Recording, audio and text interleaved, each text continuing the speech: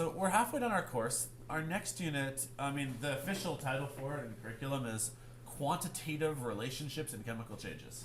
But most of the time I abbreviate it to a term called stoichiometry.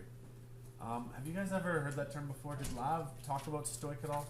Okay, sometimes Lav talks about stoic. Do you guys know the difference between quantitative and qualitative? What does quantitative mean? Yeah, we're gonna try to attach numbers to chemical changes. And so I want to start off with just a hypothetical question. Let's say I wanted you to make some solid silver. How would you do that? Well, the first question you might have is, well, how much solid silver? Hence the term quantity. So what if I said, let's produce exactly 20 grams of silver solid?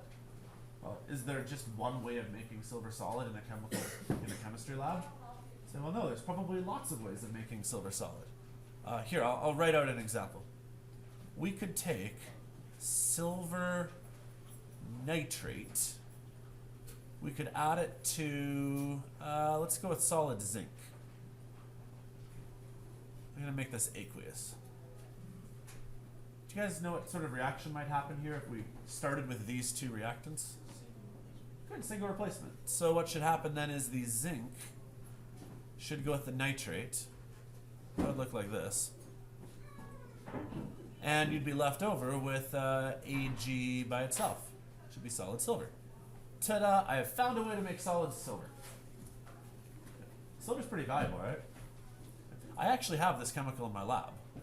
But this one's actually pretty expensive. Because it wouldn't really make sense to for this to be $2 and then for this to be $100. So it's actually pretty expensive to buy silver nitrate. But in theory, I could make silver if you wanted to. So then herein lies the question, well, how? What does it look like in order for me to do this? What tools do I need? What apparatus do I need? How do I get exactly 20 grams? Not 21 grams, not 22 grams, not 14 grams, but how do I get exactly 20? Does that make sense? So these are the sort of questions that this unit's going to be about. It's almost like cooking. I like to use cooking as an example here. If I ask you, how do you make exactly 1 dozen muffins? Well, then the question is, well, what do you need to start with? Do you need 5 eggs to start with, or do you need 12 eggs to start with? Do you need 1 cup of sugar or 2? Does that make sense? You might ask other questions like, well, where should I put the muffins?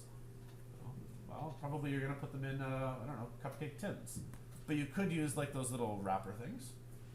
You could use a silicone sheet. Anybody ever seen those before? Temperature. How do you cook them? Well, probably in the oven, I'm guessing, but what temperature do you cook it at? 350, 450? Does that make sense? So those are the same questions we'd ask in chemistry. What I'd like to do is just illustrate on this slide here, what sort of information does a chemical equation tell you as though it's a recipe? What do we know based on this information here? And I'd say there's a few main things we know right off the bat. First thing we know is state of matter. I am a real stickler for requiring you guys to make sure you put little S's and AQs and S's everywhere, because that's part of the recipe. Does that make sense? If I were to ask you to go make some cookies and it says use sugar, does that mean you need to use white sugar, brown sugar, golden sugar, unrefined sugar? Does that make sense? You gotta be specific. Are we talking about solid copper, liquid copper, aqueous, gas? Does that make sense? So that's one thing that a chemical equation tells you. Another thing it tells you is what to start with. We have a better name for that though. In chemistry, what do we call the stuff we start with? Yeah, this stuff here would be reactants. So that's your recipe. If I want to make muffins, I need sugar and flour and eggs and blueberries. Okay? If I want to make silver, like in this reaction here, I need silver nitrate and copper. What else can you infer from a chemical reaction? It tells you what you start with. It also tells you what to expect. It tells you your products. Here's a real limitation though. Hey. It doesn't tell you how much to expect though. Does that make sense? Like it tells you what to expect, but it doesn't tell you, is this going to make 5 grams of silver? Or is it going to make 100 grams of silver? Do we have any information on that based on this formula yet? Say no. Doesn't tell us that. Basically, we've talked about these states of matter. We've talked about the actual reactants themselves.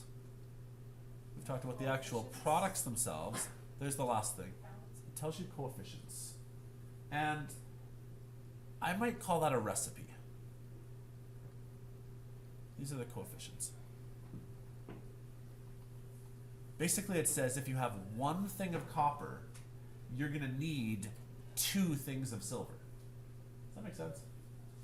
It's kind of like if I have 1 egg and 2 cups of sugar, it could make me some stuff. That's what it tells me. It tells me the recipe. But it tells me the recipe in moles. Does that make sense? It doesn't tell me in grams. It tells me in moles. This does not mean 1 gram of copper makes 2 grams of silver nitrate. It just means 1 mole of this equals 2 moles of this. Does that make sense? So, chemical reactions, I mean, we've been working with these now for half of a grade 11 year. You guys have done this for a good chunk of a grade 10 year. But if I gotta be perfectly honest with you, it doesn't actually tell you all that much. It tells you 4 main things. State of matter, reactants and products. It tells you the recipe ratio. Maybe that's a good word to use here. It tells you a ratio. That makes sense. Here's some practical questions that if we were to actually make something, like in this example here, silver, that it does not tell us. What do the reactants or products look like? Does anybody know what color these things are? It doesn't tell us that. What apparatus do we need to contain the reaction? Do I need a beaker? Is a beaker worthwhile? Or would I need like a flask with a lid on it? Does that make sense? Is it dangerous? Do I need to use it in the fume hood? Does that reaction tell me that? No.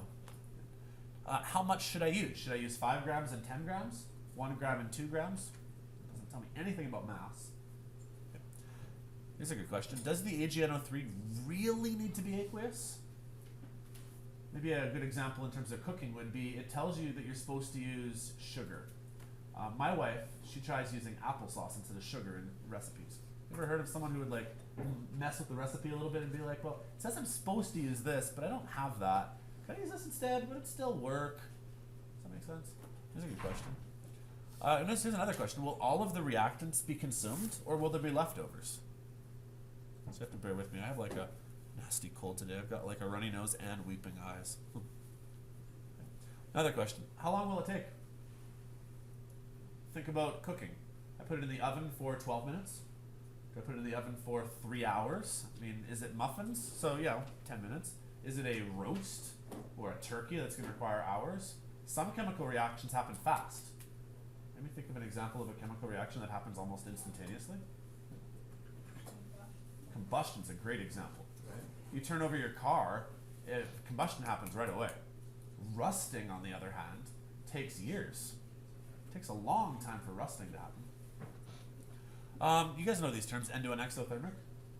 Endothermic means it requires heat. It has to enter. Exothermic means that heat is going to be exited the system. You guys know these terms? Anyways, you guys can read the rest of these. The point I want to make here is that, if I haven't made it well enough already, this equation, which I guess I've made a mess out of, it tells us some stuff, for sure. It tells us some stuff. But to be honest, on a practical level, there is many things that it doesn't tell us. Makes sense? Our goal over the course of this unit, though, is mostly going to focus on this question here.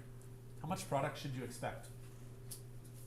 Because you don't want to just jump willy-nilly into a chemical reaction hoping to make something and then you don't make enough or you make way too much. You have to have some sort of expectation of what it'll do. Does that make sense? It'd be like trying to put a loaf of bread in the oven and discovering that when it rises so big because I made so much of it that I get. Does that make sense? No. Or I put a loaf of bread in the oven and it only comes out being this big, and I wanted to feed my family, but I can feed like myself. So a few more things here, and then we'll try an example of something that you might have to do. Things that it does not tell you are pressure and temperature.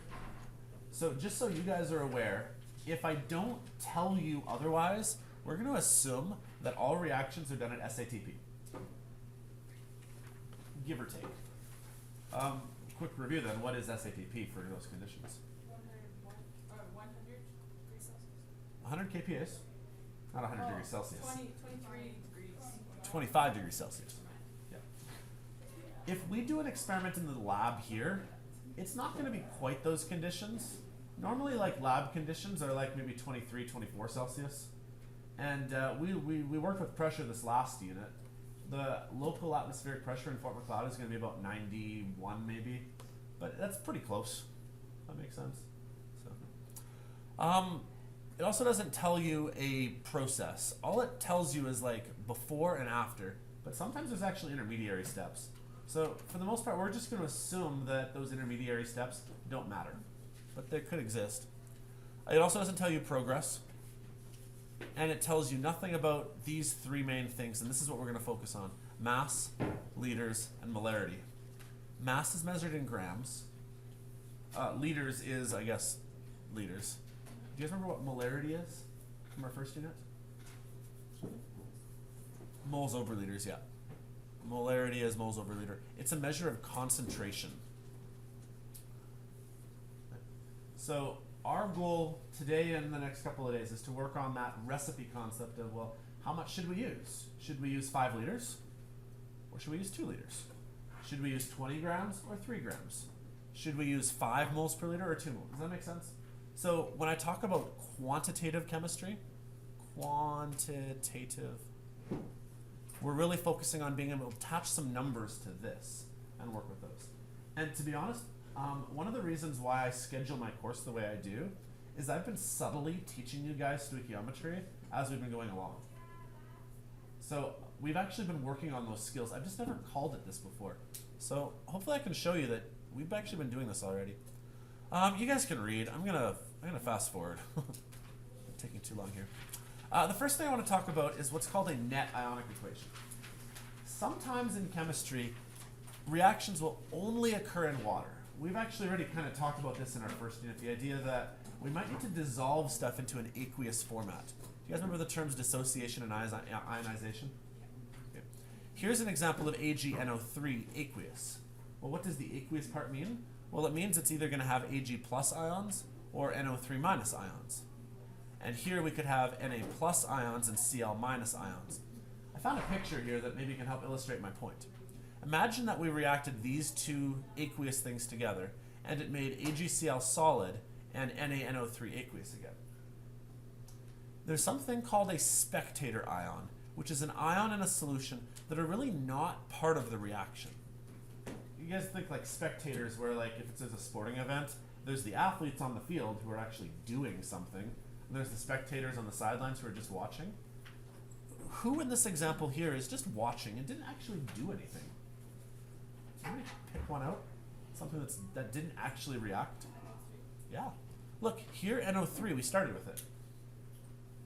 And when we were done, look, here's NO3. Did this NO3 right here actually change? It didn't actually do anything. NO3 would be a spectator ion. Does that make sense? Sometimes in chemistry we have stuff that it's there, but doesn't actually react. There's actually one more. Anybody find the other spectator ion? Na plus, yeah. Here we have Na plus right here. And look, in my after picture, I still have Na plus. So again, did Na plus actually react? I'd say no. Now, when I taught you guys how to write reactions in the past, you would have written it like this. And don't write this down. I'm just doing it to make a point here. AgNO3 plus NaCl would make AgCl solid and NaNO3 aqueous. And if I asked you guys what kind of reaction this was, hopefully you'd say double replacement. Does that make sense? I was telling you a half-truth. And I do this in chemistry a lot, where like we teach you something, but to be honest, this is not really what was occurring. Maybe a better way of describing it is, well, we had Ag pluses, and we had NO3 minuses, and we had Na pluses, and we had Cl minuses, and it made AgCl solid. This one I'm not breaking apart, by the way. That makes sense?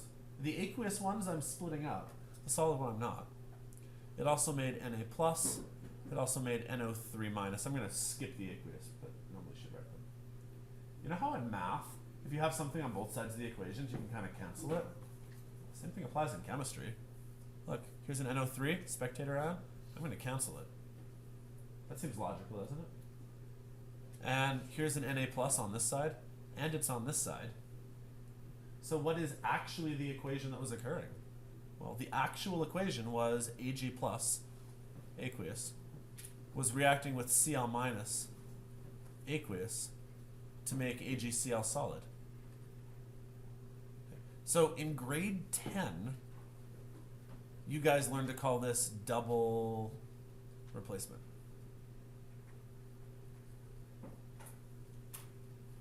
And that worked, especially when you were first learning things. Does that make sense?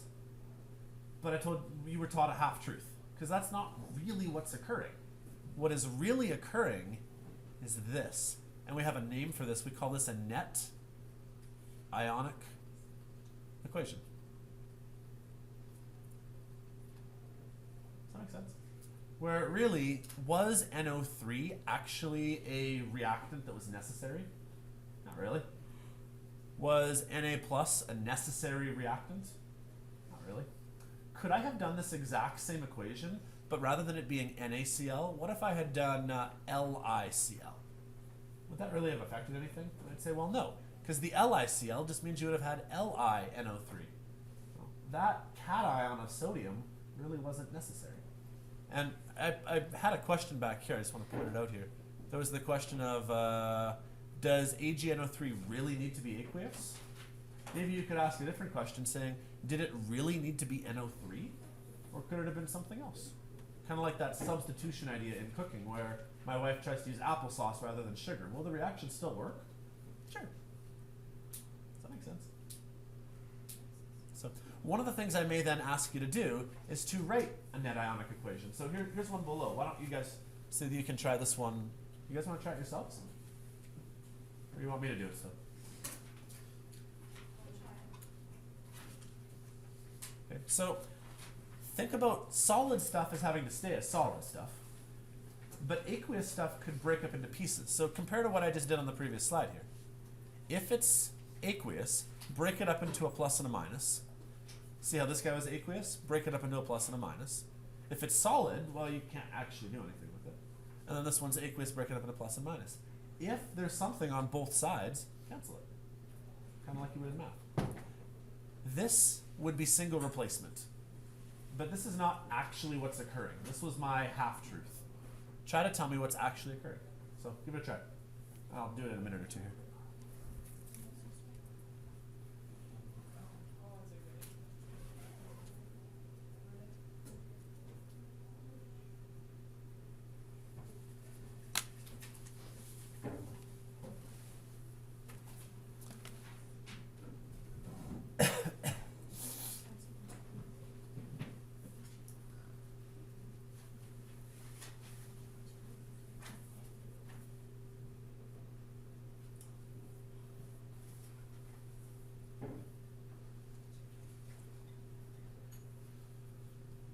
So if you're stumped, I'll give you the first step here.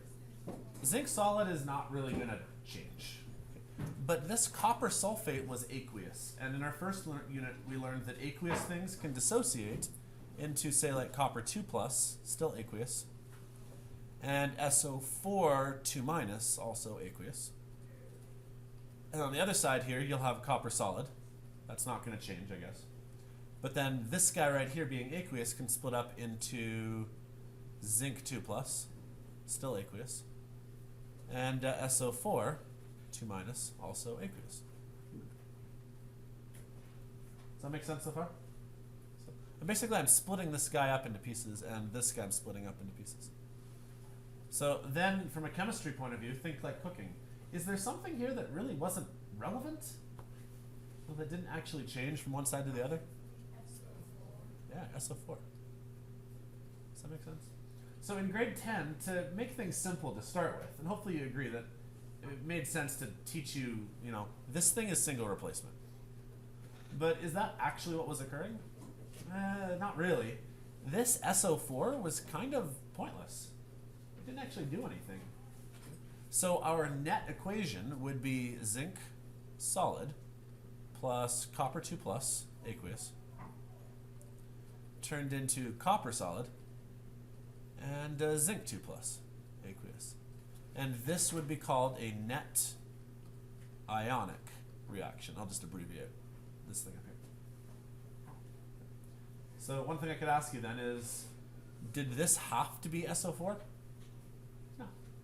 Could it have been something else? Sure, yeah. This could have been NO3. This could have been chlorine minus. I don't really care, but this is like, did I have to use sugar in the recipe? No. Could have used applesauce. Still would have worked. If you get that analogy. I like analogies, by the way, if you haven't figured that out. So far, so good? Okay, well, now what I want to do then is start focusing on the actual numbers. So first I had to correct a half-truth. Sometimes reactions are not really what they seem. Sometimes they're actually, you know, a little, I would say even less complicated because that stuff cancels. But, I mean, we just didn't teach it to you because you probably weren't ready for it. What we want to focus on now is the two main types of stoichiometry problems where we want to attach some numbers to things. This is that quantitative side. So one of the things we could do is convert moles into moles or eventually mass into mass. And probably the best way to do this is just to hop into some examples. So here's a question. Let's say that 3.34 moles of Al2O3 decompose. Here's my question. How many moles of oxygen would you expect? So here was an equation. Al2O3 solid forming Al solid and O2. Is there a gas next to that on your sheet? Okay, good. This is a recipe. Think of it as a recipe. Is the recipe complete though? It's actually incomplete because one thing hasn't been done to it yet. It's unbalanced. That's really important, right? Because if you were to go to your cooking book and it says, combine eggs, flour, sugar, and chocolate chips, you'd ask the question, well, how much of each? Am I going to use 12 eggs and a teaspoon of flour? That'd be disgusting. Right? So we got to know how much of each. So let's balance this thing. Probably the O's are the hardest to balance. So I'm going to put a 2 here and a 3 here. And then you put a 4 there. Is everybody okay with that? So now in terms of like our recipe, here's what it means. If you start with 2 molecules or moles of this, it's going to make 4 moles of this and 3 moles of this. We've done this already. Here, watch this. 3.34 moles of Al2O3. But I don't want Al2O3. So I'm going to put Al2O3 on the bottom. See how it would cancel? What do I want to know about oxygen? So I'll put oxygen on top. And then the question I have to ask then is, well, what's the recipe between oxygen and Al2O3? Well, for every 3 oxygens, that's this number right here, you would need 2 of these guys. Does that make sense? We've done stuff like this already. I didn't call it stoichiometry, but I tried to subtly throw this into other units. So what do you got to do? Well, take this number here, times by 3 over 2. So 3.34 times 3 over 2. I got 5.01 as well, yeah. So what that means is you should get 5.01 moles. See how moles is a unit that I still haven't canceled left? And then if I asked you what substance it is, the substance that we didn't cancel is oxygen. So, I mean, I could change this up and say if you started with 2 cups of flour, and that would make 4 cookies and 3 muffins. Okay, no, it's kind of a silly example, right? Well, that's what we just said here, is that if you started with 3.34 cups of flour, you could make 5.01 muffins. So I understand how you got that, but I don't understand how you got the 2 on the bottom. Oh, okay, so the 2 is because of this 2 right here. Yeah, but should there be 2 with the other thing? with this guy right here. Yeah. Well, we'd rather, maybe the better way of putting it is that if you had 2, you could make 3. But we don't have 2. We actually have 3.34. Does that make sense? That's why I'm putting this number right here, because this is how much you actually have. And these numbers here are your recipe numbers. Oh, okay. Does that make sense? It's almost like we're upscaling the recipe. Like the recipe calls for 2 and 3, but we don't want to make 2 and 3 because we're gonna like double or triple our recipe. So we're gonna actually start with 3.34. So then the question is, well, how much of this do you get? That makes sense.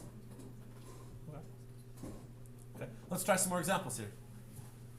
This is about acetylene. So acetylene is something that you might use for welding.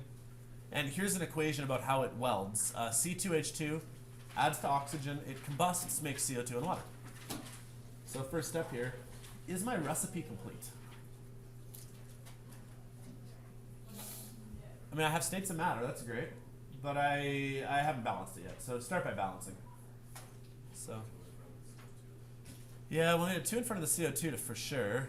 It's kind of ugly though. Now you've got 4 oxygens plus 1 more is 5. And you really can't get 5 out of this oxygen, right? So one thing you guys learned probably back in grade 10, I think, is that if you ever have this problem, you double the whole thing. Well, think of a recipe point of view. Is it possible to like double a recipe? Sure, you just get 2 dozen cookies rather than 1 dozen. So what should happen is this 2 will now become a 4. This was a 1, it's now a 2. This was a 1, it's now a 2. And hopefully that means that this oxygen is now that 5 that we were kind of stuck with. I'll just double check, make sure it's balanced. We got 4 carbon. 2 times 2 is 4. 4 carbon. 2 times 2 is 4 hydrogen. And then we still have 2 times 2 over here for 4 hydrogen. Right here we have 10 oxygen. And then here we have 8. 4 times 2. And then there's 2 more over here. So we're good. So let's try an example. Let's say we start with 3.84 moles of C2H2. My question would be, well, how much oxygen do we need? So set it up as a ratio. This is what we're starting with. Then I need to know the recipe. So put C2H2 on the bottom and put oxygen on top. One more thing though, what is the actual relationship between them? 5 and 2, yeah. So we need 5 oxygens for every 2 of these guys. We don't actually have 5 and 2. We're actually going to use 3.84. So that's why that number is going to go there. So I got 9.6, but that's actually not correct. Because I need one more sig dig. Yeah, we have to make a 9.60. And then if I cancel things, look how this guy cancels with that one. So what I'm left with is moles, because that's this term right here, of oxygen. So it's a recipe. If I have 384 moles of H2, before I can even combust this thing, there better be oxygen in the air. Because, I don't know if you guys know this, but if you like remove oxygen, combustion can't happen, right? So then the question might be, well, how much oxygen do you need? Well, we need at least 9.60 moles of oxygen. Otherwise, this stuff wouldn't be able to combust. Try another question. How many moles of C2H2 would be needed to produce 895 moles of H2O?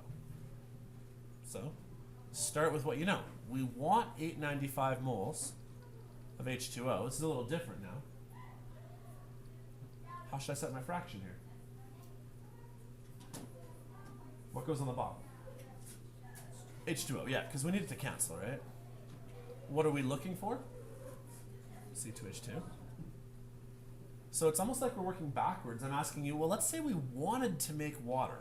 I mean, I don't think anybody combusts acetylene with the intention of making water, but I mean, hypothetically, you wanted to produce water. The question would be, well, how much should I start with? So the ratio is going to be 2 of these to 2 of these. Alright, so 2 over 2 is just 1. So I guess you'll end up with 895. But we don't need to put that one in your calculator. Yeah. You could though, I guess. Does that make sense? Okay, you guys try the last one if you haven't already. 'Cause I've already shown you these skills in a way, right? Does that make sense? Where I've been prepping you guys in other units by showing you this stuff.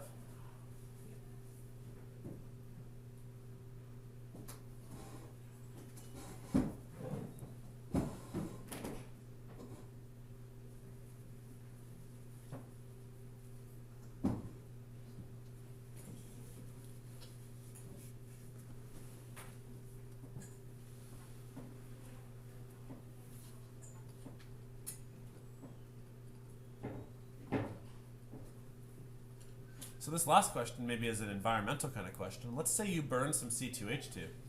As a byproduct, it's going to make carbon dioxide, which is typically bad for our environment. So my question would be, well, how much CO2 is it actually going to make? So I'll put CO2 on top, C2H2 on the bottom. I just need my recipe again. So for every 2 of these guys, we actually make 4 of these guys. So 4 over 2 really just means double it. So 247 doubled. I got 494.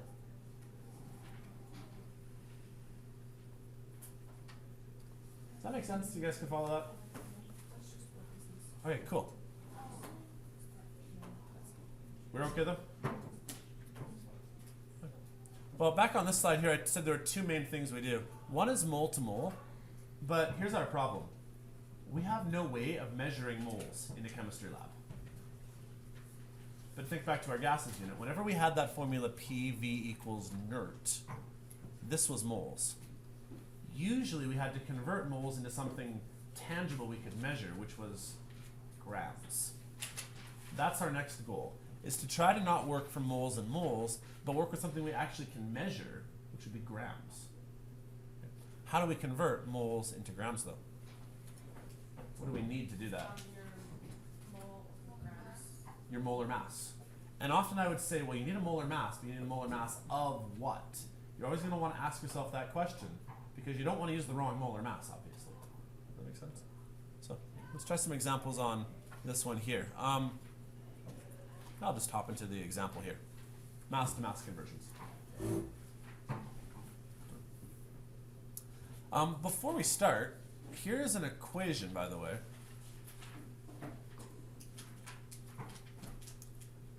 One of the things we talked about earlier today, though, is that the idea that maybe not everything is necessary.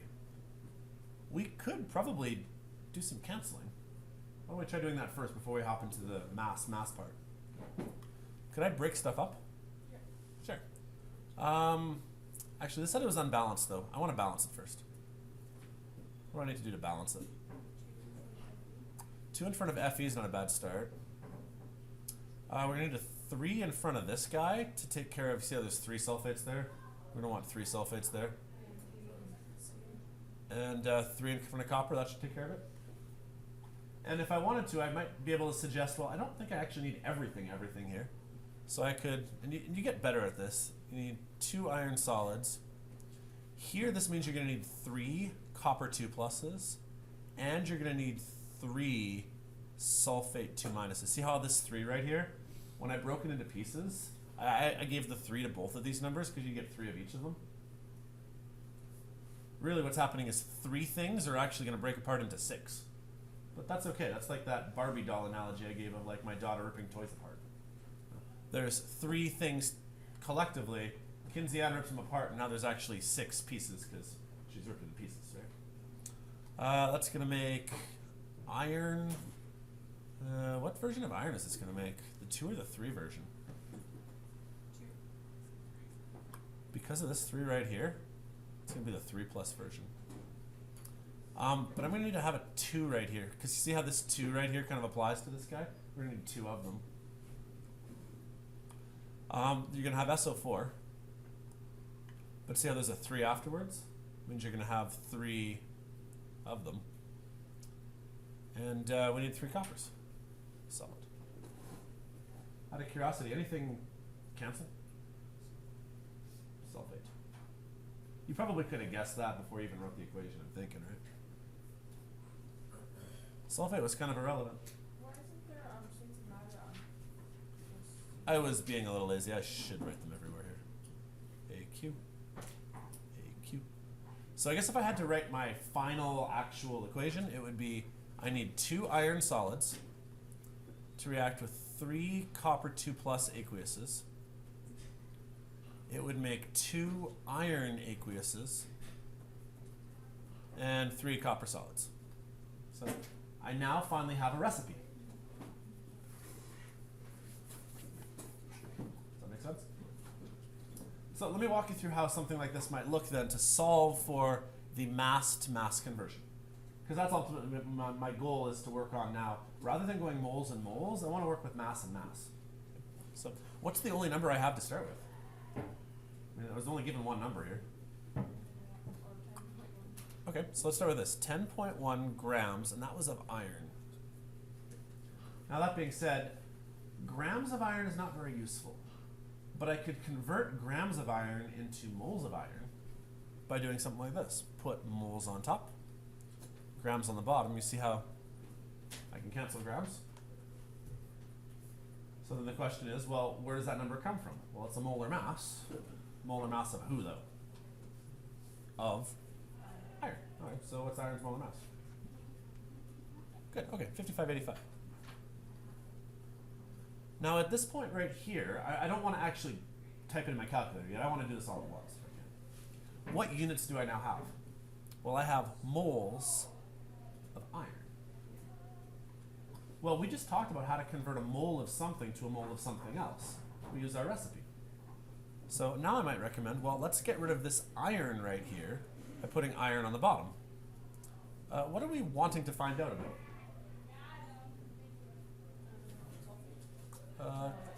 Copper. That's what we want to know. So if I don't want iron anymore, I'm going to put iron on the bottom. I'll put copper on top. Question though, what's the recipe call for? 3 for 2. Perfect. Now my irons can cancel. Well, what do I have for units now? Well, now I'm talking about copper, but I have moles of copper. What did the question ask me for, though? It asked how many grams of copper I would need. Well, again, how do you convert a gram and a mole? Well, you use a molar mass, right? Now I got to put this in the right orientation, though. See how this moles is on top here? I'm going to need a moles on the bottom, which means I'll have to put a gram on top. So that's a molar mass of copper. Yeah, copper's the units I'm currently working with, and its units are 6355. So this makes sense then when I finally cancel everything. I will have started with grams of iron, and I will have canceled this gram with that gram down there. I will have canceled this iron with this iron down here. I will have canceled this mole with this mole down here. What am I left with in terms of units? Well, I'm left with grams from this thing right here of copper. So I just need to type it all into my calculator and go 10.1 divided by 5585 times 3 divided by 2 times 6355. That should be the work I need. Times by what? So you're going to do the 10.1 divided by the 5585 times by 3 over 2 and then times by the 6355. Here's what I got. I got 17.2.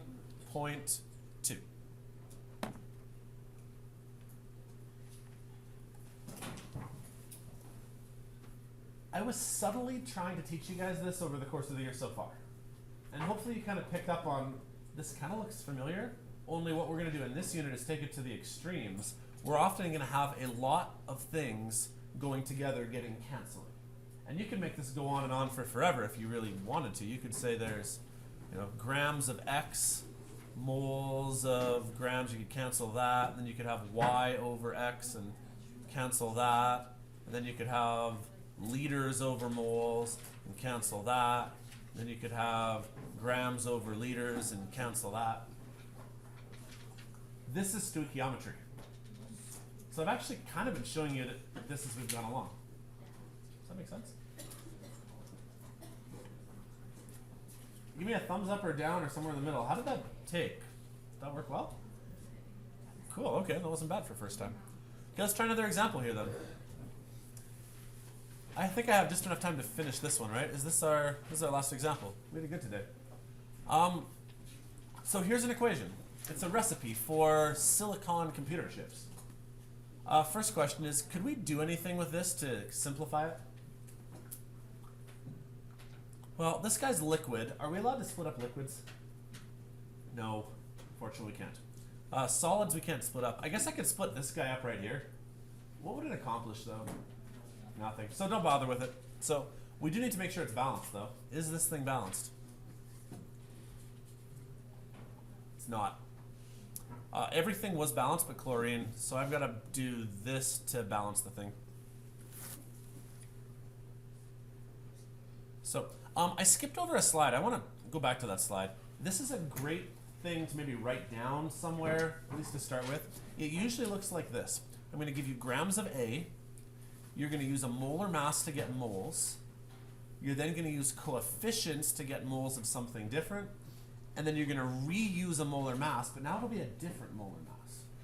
Often stoichiometry, when we start, fits this format. It doesn't always fit this format, but it's a good starting point. So like reference this if you need to. Do I have a grams number I can start with? Sure. 9.3 grams of silicon. Next step, we don't like grams. Grams are useful, but our recipe involves moles. So we're going to need to put a gram on the bottom and a mole on top. So we need a molar mass. Whose molar mass? Silicon's. So silicon is 2809. Is that right? Now don't stop there. Like let's keep going before we step in our calculator. Now we have moles of silicon. We don't want silicon. So we want to use our recipe now to get rid of silicon and convert it into magnesium. What's the recipe call for? 2 to 1. So that will now cancel my, didn't mean to do that. That'll cancel my silicons. Units that I'm currently in though are now moles of magnesium. Well, I don't want moles of magnesium. I want to be able to measure that in something tangible that I could weigh on a scale, which is grams. So I need to then do, let's see, grams over moles. See how the moles will cancel? And I need to know a molar mass. Again, whose molar mass? Magnesium's is 24.31, I think. Is that right? And hopefully you can help visualize this. Silicon cancels, grams cancels, moles cancels. So now you just need your calculator. 9.3 divided by 2809. Then you need your recipe, and then you got to convert back into grams. Would it be 2 magnesium or just for the molar mass? Oh, okay, but the molar mass, just go with the molar mass of 1 magnesium because the 2 has been accounted for right here. Does that make sense? So, I got 16.097, but I only get 2 sig digs, so it's got to be 16 grams of magnesium. Shodi, you asked a really good question here, though. I want to point that out a little more. You know how this magnesium right here has a 2? Don't double this molar mass. Use the molar mass as a single magnesium because the 2, this 2 right here, accounts for that 2 right there. So don't like doubly account for it. That make sense? Okay. I'll do one more, and then why don't I have you guys try the last one?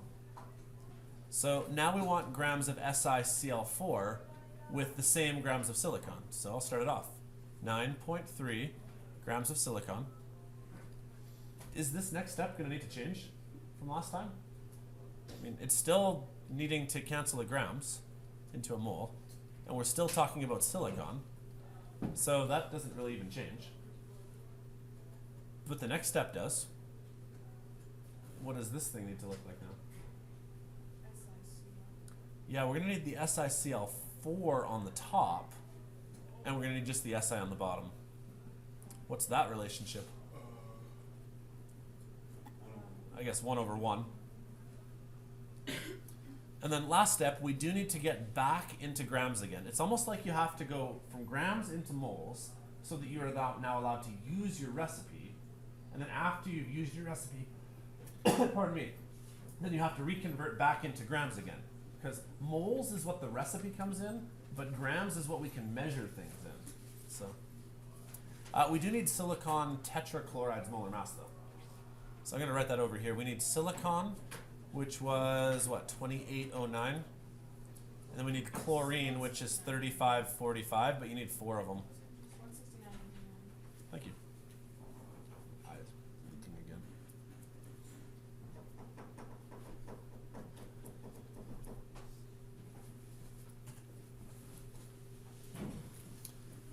So what'd you say it was, Haley? 169.89? Anybody else get that number just to confirm? For what? The silicon tetrachloride's molar mass. Yeah. Okay, good. So 169.89.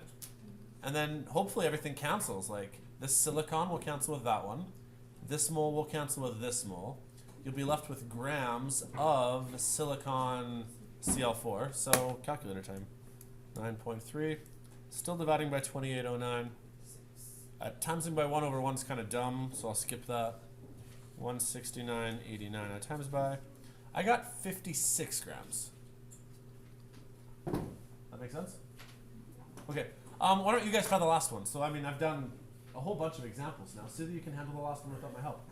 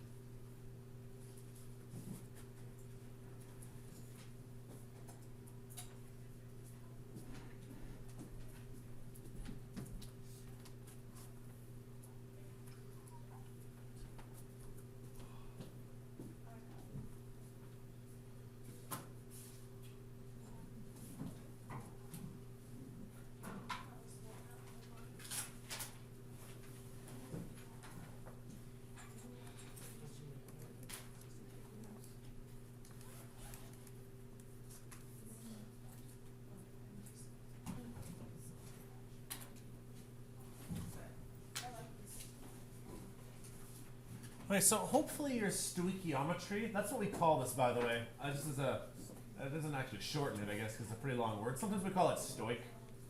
But hopefully you'll see that silicon cancels, grams cancels, moles cancels.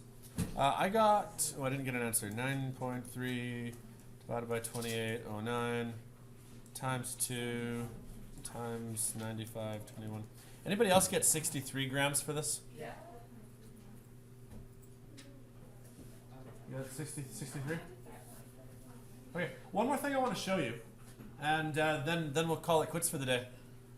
If I were to then label all of these grams together, so this would have been 63 grams right here. This guy right here would have been 56 grams. This guy was 16 grams. Now this one we're gonna have to round a little bit. You know how all of these guys only go to the nearest, like, they don't get a tenth of a decimal place? I'm gonna have to cheat a little bit here because this 9.3 gets to go to like the 0.3. So I know it says 0.3, but to, at least for today, to simplify things, I'm just gonna make it 9 grams.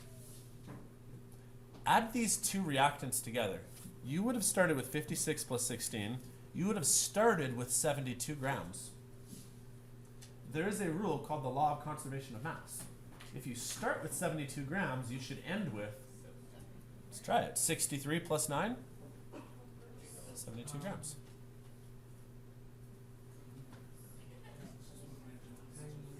What did you say, Devin? Yes, and that's one of the reasons I want to point this out here is you can check your work a little bit. because there is no law of conservation of moles, there is no law of conservation of volume, but there is a law of conservation of mass. Whatever mass you start with, you should have the same mass when you're done. Does that make sense? Cool. One question for you guys. Did I kind of teach you this already subtly? Would you agree? Yeah. Good.